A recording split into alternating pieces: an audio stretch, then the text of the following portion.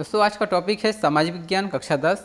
Question number 1 है, लोकतांत्रिक शासन व्यवस्था में आर्थिक असमानता क्यों बढ़ती है। आंसर है लोकतंत्र लोगों की सरकार है, इसलिए लोकतंत्र व्यवस्थाओं से आर्थिक असमानता को कम करने की अपेक्षा की जाती है। विश्व के अधिकांश देश इस मामले में असफल रहे हैं।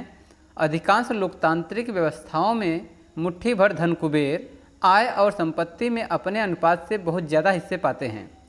समाज के निचले हिस्से के लोग काफ़ी कम साधन मिलते हैं। वास्तविक जीवन में लोकतांत्रिक व्यवस्थाएं आर्थिक असमानताओं को कम करने में ज़्यादा सफल नहीं हो पाई हैं। आप भारत का उदाहरण ले सकते हैं, जहां लोकतांत्रिक सरकार के 50 वर्षों बाद भी जनसंख्या का 26% अभी भी गरीबी रेखा के नीचे रहता है। हमारे मतदाताओं में गरीबों की संख्या बढ़ी है, इसलिए कोई भी पार्टी उनके मतों से हाथ धोना नहीं चाहेगी।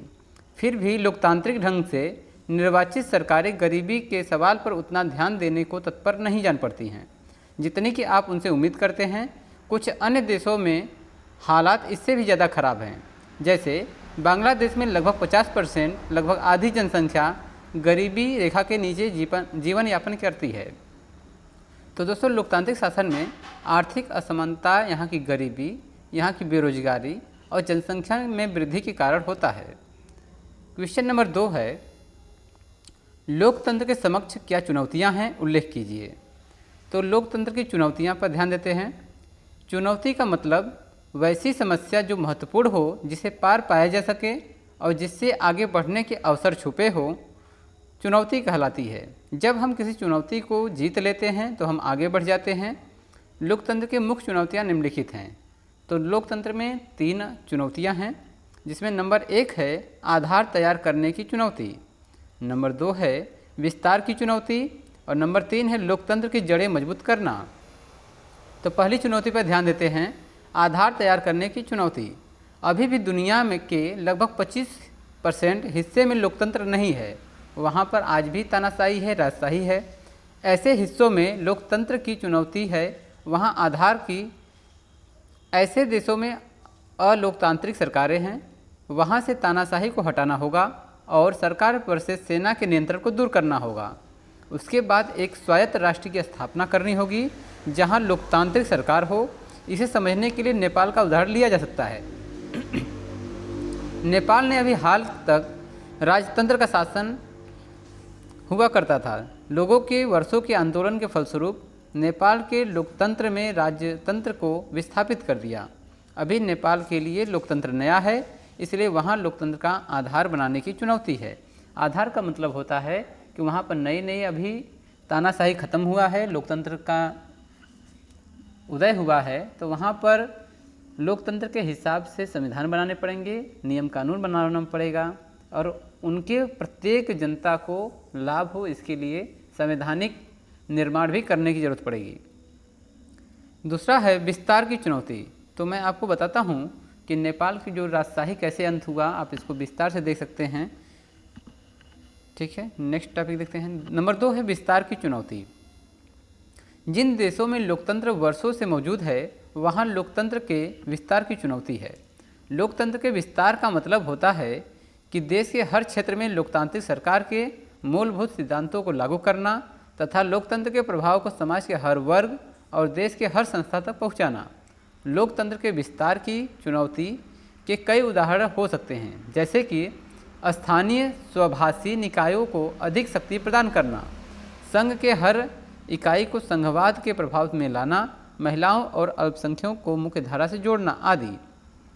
मतलब ये हुआ कि अगर लोकतंत्र किसी देश में है तो वहाँ के हर एक गांव, हर एक शहर, हर एक कस्बे में वहाँ पर लोकतंत्र के प्रति उनके साथ व्यवहार होता है कि नहीं होता है, उनको देखने की ज़रूरत पड़ेगी। आगे है लोकतंत्र के विस्तार का एक और मतलब यह है कि ऐसे फैसलों की संख्या कम से कम हो जिन्हें लोकतांत्रिक प्रक्रिया से परे हटकर लेना पड़े। आज भी हमारे देश में समाज के कई ऐसे वर्ग हैं जो मुख्य धारा से पूरी तरह जुड़े हुए नहीं पाए जाते हैं। आज भी कुछ क्षेत्र ऐसे हैं जो भारत राष्ट्र की मुख्य धारा से कटे हुए हैं। ये सभी चुनौतियाँ लोकतंत्र के विस्तार की चुनौती के उदाहरण हैं। आज भी बहुत से ऐसे इलाके पाए जाते हैं जहाँ पर आज भी प्राचीन काल की मान्यताएं हैं वहाँ पर आज भी जिस प्रकार राजा लोग राजा शासन करते थे, आज भी लोग अपने आप को बड़ा कहकर या फिर उच्च वर्ग का कहकर निम्न वर्ग को प्रताड़ित करते हैं, उनसे मजदूरी या फिर अन्य अपने उपयोग के साधन अर्जित करते हैं। नंबर 3 है लोकतंत्र की जड़ें मजबूत करना। हर लोकतंत्र को इस चुनौती का सामना करना पड़ता है। लोकतंत्र की प्रक्रियाओं और संस्थाओं को मजबूत करने से लोकतंत्र की जड़ें मजबूत होती हैं। लोकतंत्र की प्रक्रियाओं और संस्थाओं को मजबूत करने से लोगों को लोकतंत्र से अपनी अपेक्षाओं के बारे में सही जानकारी मिल सकती है। जनसाधारण की लोकतंत्र से अपेक्षाएं अलग अलग समाज में अलग अलग तरह की होती हैं।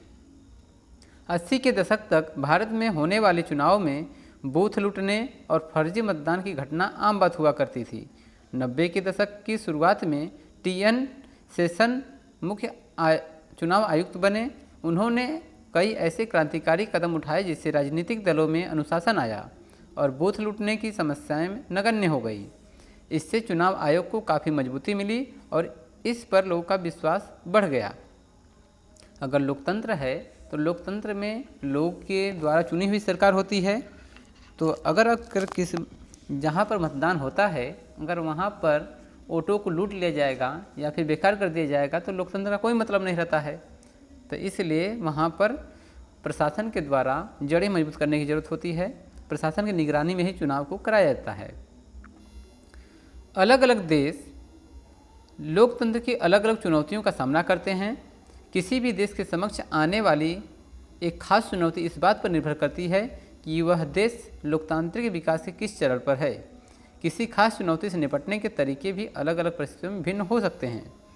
तो दोस्तों यहाँ पर क्वेश्चन था लोकतंत्र के समक्ष क्या चुनौतियाँ होती हैं, उल्लेख कीजिए। तो लोकतंत्र की चुनौतियाँ बहुत अधिक होती हैं। यहाँ पर लोकतंत्र में सभी को ध्यान देना पड़ता है और सभी के प्रति सरकार के लिए उतना ही उत्तरदायित्व होता है जितना कि एक आम नागरिक। तो हर एक नागरिक को अपने गवर्नमेंट के प्रति, अपने सरकार के प्रति, अपने संविधान के प्रति हमें सम्मान के भाव से देखना चाहिए। तो यहाँ पर 2 क्वेश्चन को हमने कवर किया है। लोकतांत्रिक शासन व्यवस्था में आर्थिक असमानता क्यों बढ़ती है। तो आर्थिक असमानता को आप जानते हैं कि गरीबी, बेरोजगारी और यहाँ पर गुंडागर्दी या फिर अज्ञानता, अशिक्षा के कारण भी लोकतंत्र में आर्थिक असमस्या आती है। अगर समानता लाना है तो लोग जागरूक करना पड़ेगा, बेहतर से बेहतर सरकार के चुनाव करना पड़ेगा, जिससे कि हमें आर्थिक असमानता, यह आर्थिक असमानता इस समय की बात नहीं है, क्योंकि जिस समय अंग्रेजों का शासन भारत पर नहीं था, उस समय नौकरी के लोग जानते भी नहीं थे। लोगों के पास अपना खुद का बिजनेस हुआ करता था और लोग जो है एक दूसरे की भावनाओं का सम्मान करते थे। परंतु जब से अंग्रेज भारत में आए, यहाँ पर लोगों ने नौकरी पर बल देना शुरू कर दिया। लोगों ने नौकरी को ही सब कुछ समझ लिया, इसलिए यहाँ पर बेरोजगारी की समस्या हुई। लोग के उद्योग धंधे जो है चौपट हो गए।